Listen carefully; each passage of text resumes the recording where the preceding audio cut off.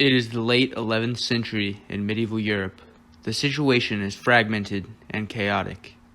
The collapse of the Western Roman Empire in the 5th century and subsequent rise and fall of the Frankish Carolingian Empire gave rise to a feudal society and a knightly class of warriors who often had little else to do but fight among themselves. During this time, gradually the Catholic Church would grow to become the most principal social and political institution, and Christianity would start to become a culturally unifying force among the peoples of Europe. However, in addition to the violence within Europe, the Christian kingdoms of Europe also faced an external threat from their Muslim neighbors. After the death of Muhammad in the early 7th century, the Muslim Umayyad Caliphate would storm out of Arabia, conquering Mesopotamia, the Levant, North Africa, and most of the Iberian Peninsula. In the Near East, after the disastrous Battle of Manzikert in 1071 AD, the Muslim Seljuk Empire would go on to conquer most of Anatolia from the Byzantines. As this situation continued to deteriorate, the Byzantine Emperor, Alexios I Komnenos, sent emissaries to Italy, requesting aid from their Christian brothers in the West. In 1095, the request was granted by Pope Urban II, the spiritual head of the Roman Catholic Church in Rome. Pope Urban gave a speech at the Council of Clermont in France. He called on the knights of Europe to engage in a war of liberation. Eastern Christians had been oppressed and humiliated. He claimed it was the spiritual duty of their Western brothers to help them, no matter the cost. Pope Urban specifically highlighted Jerusalem of particular importance, as the city had long been a site of veneration and pilgrimage for Western Christians.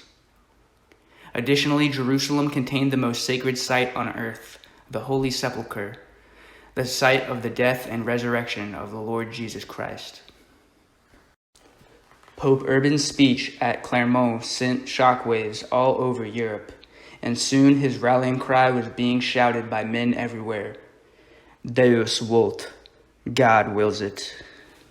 Barons, knights, and lords from all over Western Europe took up the cross, including Raymond IV, Count of Toulouse, Adhemar, the Bishop of Le Puy, Bohemond of Taranto, his nephew Tancred of Hauteville, Godfrey of Bouillon, the Duke of Lower Lorraine, Robert II of Normandy, Robert II of Flanders, Eustace III of Boulogne, Gaston IV of Béarn, and Stephen II, Count of Blois.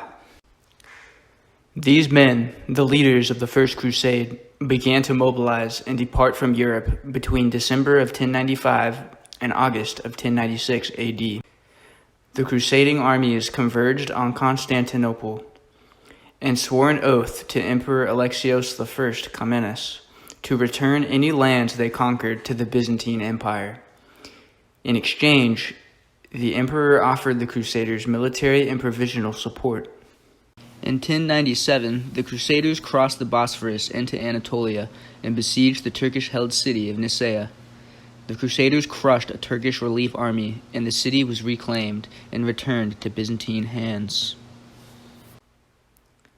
After this, the crusaders continued east into Asia Minor, and they again defeated the Turks decisively at the Battle of Dorylaeum.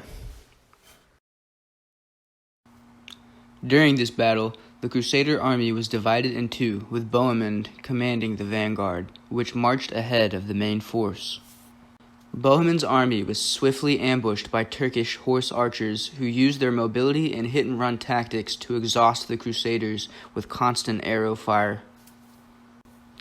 As the Crusaders began to take heavy casualties, Bohemond changed tactics and ordered his knights to dismount and form a defensive shield wall around the horses, camp, and non-combatants. This worked, and the Crusaders held their ground.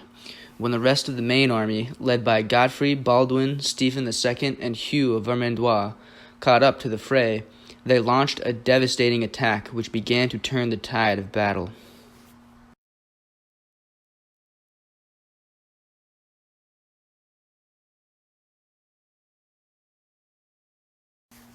Finally, Bishop Adhemar of Lepuy flanked the Turks and attacked them from the rear, causing them to flee.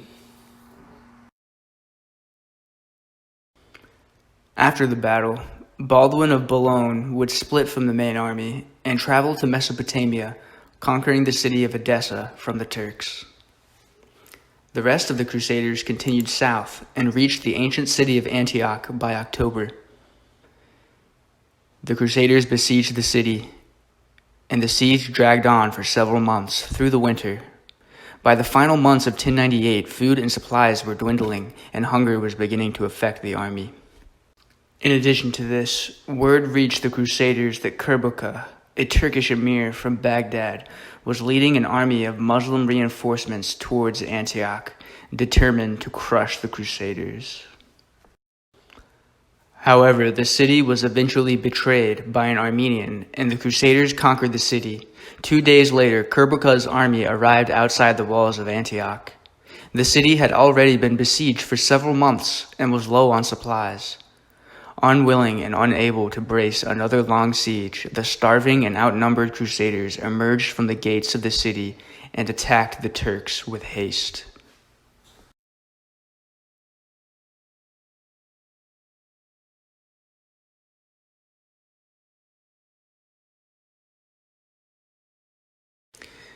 As the Crusaders charged out of the gate, the Turkish center fell back as the forces on the left and right flank attempted to surround the Crusaders while pelting the Franks with arrows.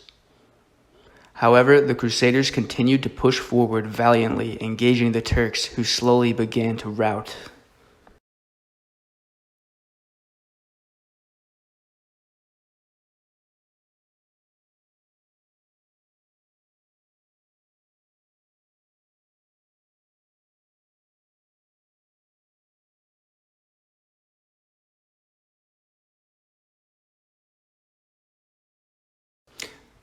Finally, the entire Muslim army was defeated and in full flight. Antioch had been conquered. The Crusaders would then remain in Antioch for the remainder of the year. During this time, there was some dissent among the Crusader princes over what to do next. Adhemar of Lepuy, the papal legate, would die during this time, and Bohemond would eventually claim the city of Antioch for himself, founding the Principality of Antioch. Baldwin would likewise create his own realm in Mesopotamia, the county of Edessa. The rest of the Crusaders were getting impatient, however, and by early 1099, the other knights and foot soldiers were threatening to march to Jerusalem without their leaders. And so, on January 13th, 1099, Raymond of Toulouse began the march south, followed by Robert of Normandy and Bohemond's nephew, Tancred. As the Crusaders got closer to Jerusalem, the Egyptian Fatimids attempted to make peace with the Crusaders, under the condition that they do not attack Jerusalem. This, however, was ignored, as the Crusaders' intentions eventually became clear to the Fatimid governor of Jerusalem. The governor then expelled all of Jerusalem's Christian inhabitants from the city, fearing that they would collude with the Christian Crusaders. On June 6th, the Crusaders reached the town of Bethlehem, an entirely Christian town that welcomed the Crusaders as liberators. On June 7, the Crusaders reached the holy city of Jerusalem. Many Crusaders fell to their knees and wept upon seeing the city they had journeyed so long to reach. However, there was no time to lose, as word reached the Crusaders that a massive Fatimid army was mobilizing in Egypt and intended to march on Palestine and relieve Jerusalem. Therefore, the Crusaders wasted no time. Godfrey, Robert of Flanders, and Robert of Normandy besieged the city from the north, while Raymond and his army besieged the city from the west.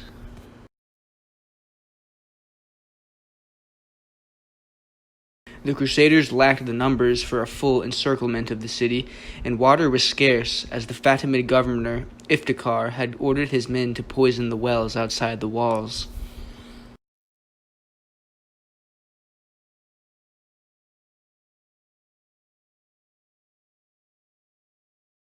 With the Egyptian army on the way, the Crusaders knew they were running out of time, And so, on June 13, they launched a bold, all-out assault on the walls.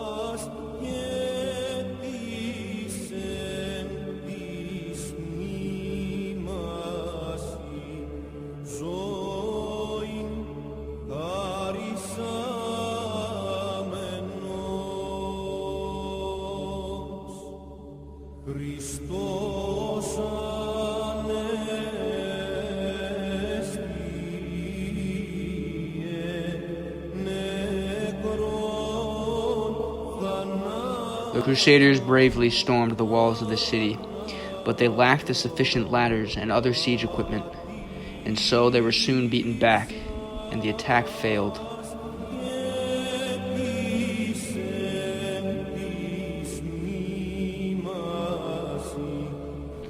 Shortly after the failure of this first assault, a fleet of Genoese and English ships loaded with supplies and building materials arrived at the port of Jaffa. The timing of this event was miraculous, and the Crusaders immediately got to work building more siege engines, ladders, siege towers, and catapults. When the Crusaders finished construction of their siege machinery, they began to march barefoot around the city in full view of the Muslim defenders. As they marched, they chanted hymns and offered final prayers for God to grant them victory. At dawn, on July 14, the Crusaders attacked, this time attacking the weakest point in Jerusalem's defenses, east of St. Stephen's Gate, on the north side of the city.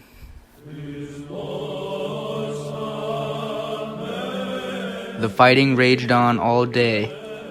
Raymond's siege tower came close to breaching the walls, but the Saracens continued to put up fierce resistance, preventing Raymond's men from capturing the walls that day. The next morning, on July 15th, Godfrey's tower succeeded in reaching the walls of the city. Godfrey's German and Frankish knights stormed the walls, followed by Godfrey himself. It was a pivotal moment, as Godfrey and his knights fought desperately to secure the walls.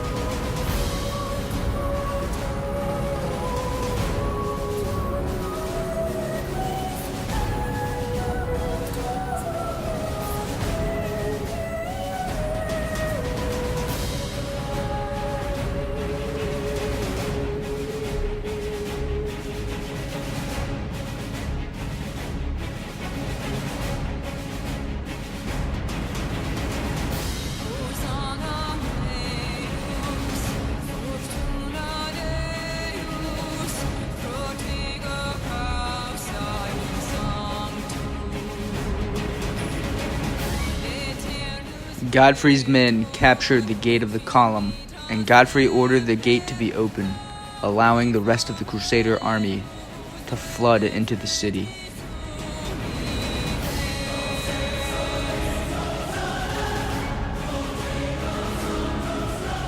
Tancred and his Norman knights pushed deep into the city, where they plundered the Temple Mount. Raymond and his men surrounded the Tower of David, where the city's governor, Iftikhar, and the other Fatimid leaders took up refuge. As the Crusaders scattered throughout the city, Fatimid resistance collapsed. Iftikhar surrendered. They did it. The Crusaders had won. Pope Urban's quest was complete. a Christian army had reclaimed Jerusalem for Christendom. Christian pilgrims went to the Holy Sepulchre and kneeled in prayer before the tomb of Christ, giving thanks to God for their great victory. The ecstasy of victory was short, however, as the Christians still had to deal with the Fatimid army marching from Egypt to reconquer the city. Therefore, the Crusaders quickly took action, securing their victory, and on July 22, 1099, Godfrey of Bouillon was elected as defender of the Holy Sepulchre, the first ruler of the newfound Kingdom of Jerusalem. Godfrey led the army out of Jerusalem on August 10th, intending to meet the Egyptian army in open battle.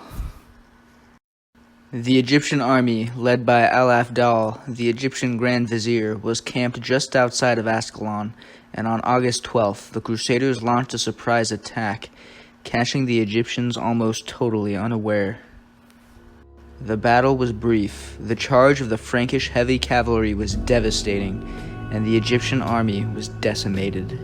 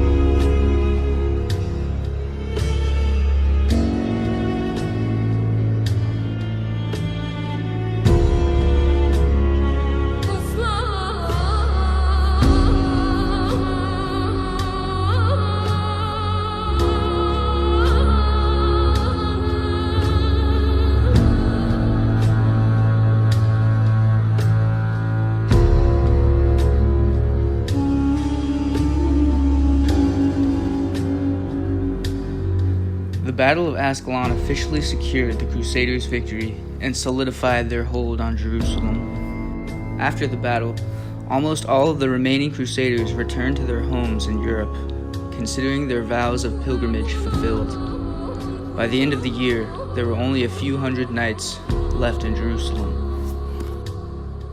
Godfrey of Bouillon would immediately get to work consolidating the new kingdom. During his campaigning in 1100, he would force Ascalon, Acre, Arsuf, Jaffa, and Caesarea to become tributaries. Raymond of Toulouse would travel north, establishing yet another Crusader state, the County of Tripoli, in 1102. In the centuries to follow, the Crusader states would endure near constant warfare as their Islamic neighbors tried to regain the lost territory. The miraculous success of the First Crusade would inspire many other Christians to follow in their footsteps, and the Crusaders would hold territory in the Levant for nearly 200 years, until finally being defeated by the Mamluk Sultanate at the Siege of Acre in 1291.